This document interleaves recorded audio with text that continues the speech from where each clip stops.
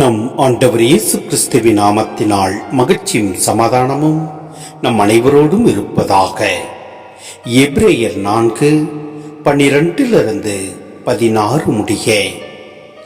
கடவுளுடைய வார்த்தை உயிர் உள்ளது, ஆற்றல் வாய்ந்தது, இரு பக்கமும் வெட்டக்கூடிய எந்த வாளினும் கூர்மையானது, ஆன்மாவையும் ஆவியையும் பிரிக்கும் அளவுக்கு குத்தி ஊடுருவுகிறது, எலும்பு மூட்டையும் மச்சையையும் அவ்வாறே ஊடுருவுகிறது, உள்ளத்தின் சிந்தனைகளையும் நோக்கங்களையும் சீர்தூக்கி பார்க்கிறது.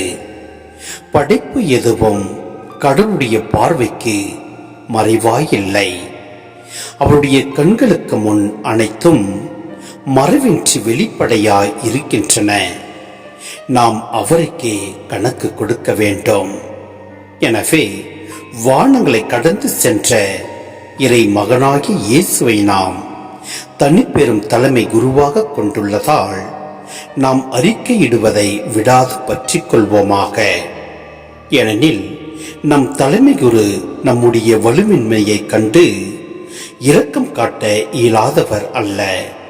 மாறாக எல்லா வகையிலும் நம்மைப் போல சோதிக்கப்பட்டவர், எனினும் பாவம் செய்யாதவர்.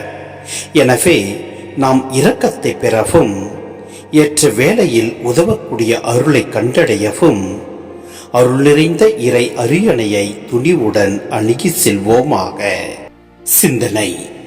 இப்பகுதியின் நோக்கம் இறை வார்த்தை என்றால் என்ன என்று வரையறுப்பது அல்ல, மாறாக இறை வார்த்தையின் பணித்தீவிரம் பற்றி எடுத்துரைப்பது.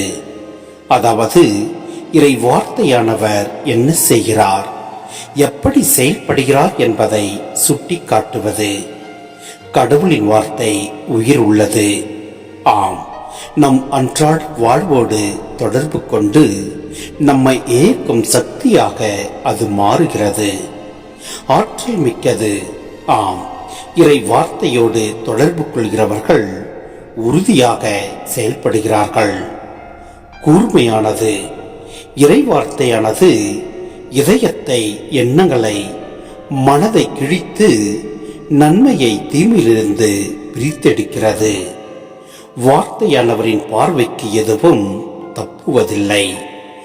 மனிதர் கடவுளின் பார்வையிலிருந்து விலக இயலாது.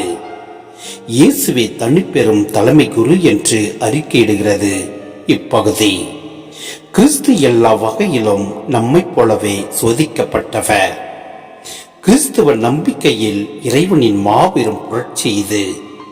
எல்லாவற்றையும் கடந்து இறைவன் தாமே விரும்பி பாவம் தவிர மனித அனுபவங்கள் அனைத்திற்கும் தம்மை உட்படுத்திக் கொண்டார். எனவே நம் இறைவன் நம் வாழ்வின் சூழ்நிலைகள் அனைத்தையும் இரக்கத்துடன் புரிந்து கொள்கிறார்.